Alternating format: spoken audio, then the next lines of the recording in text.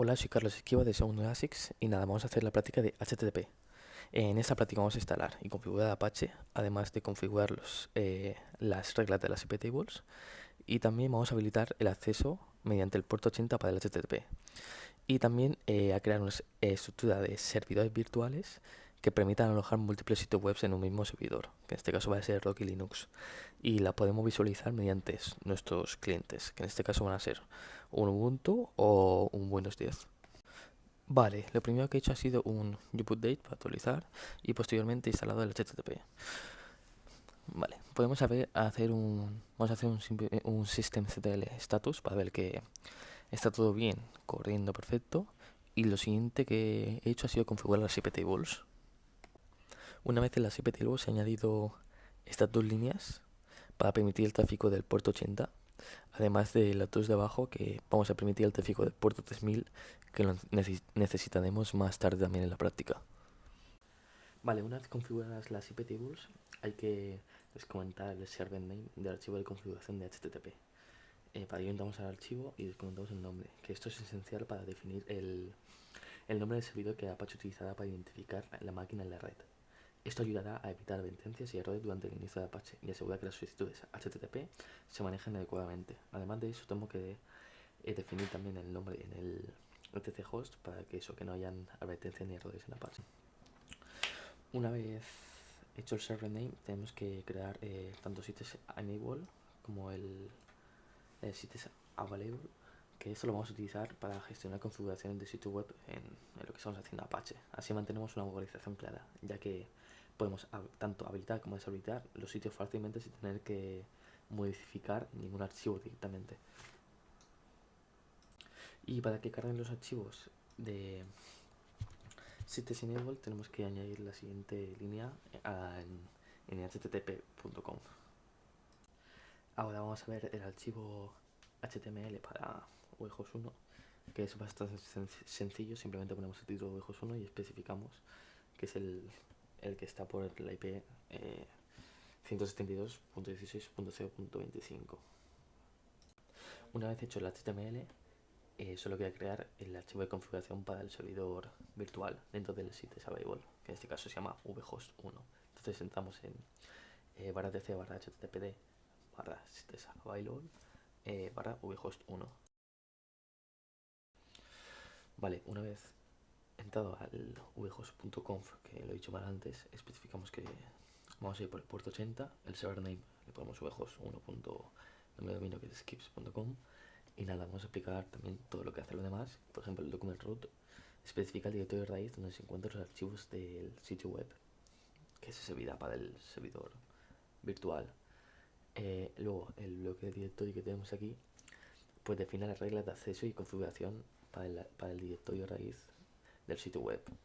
El requiere al granted permite el acceso a todos los usuarios para que no haya restricciones. Luego, el error log pues define la ubicación donde se van a registrar los errores relacionados con el servidor virtual, que esto lo vamos a ver también en las cuestiones posteriores a la práctica. Y el question log, que también lo vamos a ver después, especifica la ubicación del archivo de registro para las solicitudes de acceso al servidor virtual. Ahora vamos a hacer las comprobaciones y enseñar los demás sitios web. Vale, la primera es el HTML del VHOST2, que he puesto que igual de sencillo, son todos iguales. Y aquí pongo que especificamos que vamos por la IP 172.16.0.50. Lo demás de la configuración es igual. Y ahora también tenemos que enseñar el DNS, ya que tenemos que especificar los dominios de dominio y la IP por donde va a pasar. Aquí tengo ya todos los de todas las páginas. Vemos que el VHOST2 va por la IP 50, o sea, apunta al IP 50, el VHOST3 a la 25 y lo demás igual a la 25. Aquí podemos comprobar el VHOST1 que funciona en mi Windows 10 al 2 y vemos que la página cambia, que es el VHOST2 y va por la IP 172.16.0.50. Y también vamos a buscar por la IP y vemos que sí, que así es.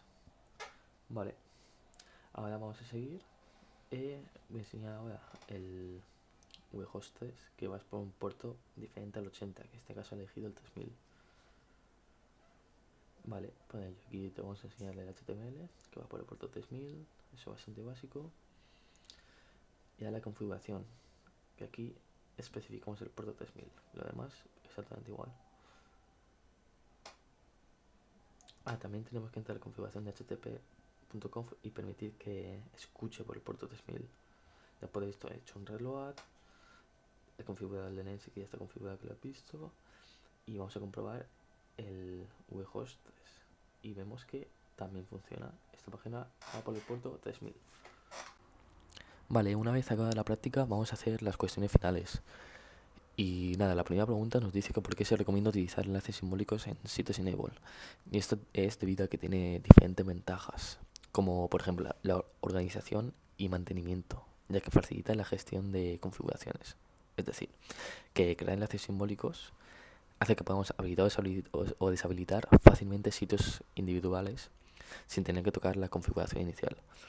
Además que cuanto menos cambios hagamos en la configuración inicial, pues menos, o sea, aumenta la seguridad en eso y también menos riesgo tenemos de equivocarnos en alguna cosa y que nos dé error al iniciar Apache. Vale, ahora vamos con la pregunta 2. Vale, en el contexto de servidores virtuales, ¿qué ventaja tiene usar una directiva include optional en lugar de include? Bueno, básicamente tanto include como include optional se utilizan para incluir archivos de configuración adicionales en el archivo principal de configuración de Apache.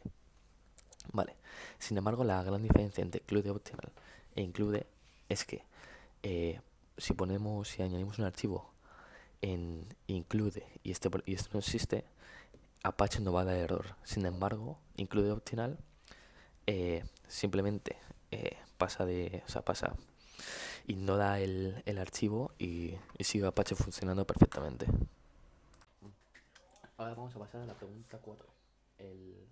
Explica cómo podrías aplicar reglas IPTV para limitar el acceso a Apache solo con determinadas IP.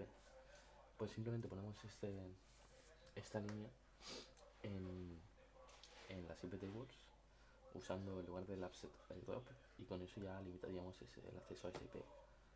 ¿Y para qué haríamos esto? Pues un propósito puede ser seguridad, ya que podríamos limitar también un rango de IP para un posible ataque, o también simplemente sería por tener un control de acceso de qué usuarios o qué dispositivos deben tener acceso y cuáles no. Además también otra cosa que se me ocurre puede ser la reducción de carga en el servidor. Ahora vamos con la cuestión 4. Si configuramos varios servidores virtuales en Apache, ¿cómo determina el servidor cuál de ellos tendrá una solicitud entrante en el puerto 80? Vale, pues el servidor examina el encabezado host de la solicitud de HTTP y para determinar el nombre de dominios solicitado. Para ello busca en el bloque de virtual host y busca pues el server name o server alias. En este caso, pues por ejemplo, el vhost 1. Y ese es el que pasa por el puerto 80. Luego está otra opción que si no encuentra ningún servidor virtual que coincida con el nombre solicitado, pues Apache utilizará el bloque virtual host que esté primero, que en este caso es el de vhost 1. Y este será el definido para el puerto 80 como el servidor virtual predeterminado. Vale, pasando con la pregunta 5, ¿qué problemas podrían surgir si no configuramos correctamente el archivo de tchost? Vale, el principal problema sería la resolución de nombre de dominio. Si el server name no está correctamente mapeado en tchost, Apache no podría ser capaz de resolver el nombre de dominio a la dirección IP correspondiente.